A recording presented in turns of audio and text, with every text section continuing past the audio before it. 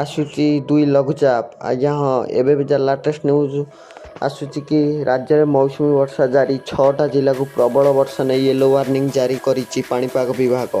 राज्य में मौसुमी जनित वर्षा विभिन्न स्थान में वर्षा लगी रही 24 घंटे राज्य में हाराहारी 9.9 मिमी वर्षा रेकर्ड करा जायछि, जहाँकि स्वाभाविक वर्षा 9.8 मिमी तुलन में 0.1% अधिक रही। आज अपराह्न सुधा दक्षिण ओडिशा रे प्रबल वर्षार संभावना रही बोली भारतीय पाणीपाग विभागर भुवनेश्वर स्थित आंचलिक केन्द्र पक्षर कहुଯାଇଛି।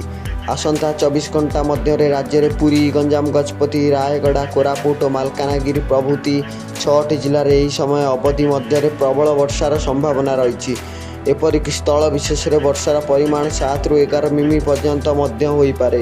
यहाकू दृष्टि रखी यही समस्त जिला को येलो वार्निंग करिछि पाणीपाग विभाग। अन्यपटे चलित मासरे 2टी लघुचाप हेबार संभावना रही।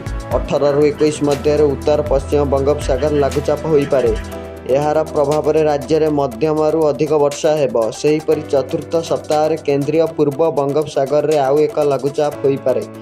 यार प्रभाव में अधिक वर्षा हेबार संभावना रही। आपड़ जदि एमती लाटेस्ट न्यूज शुणा चाहते आम चैनल को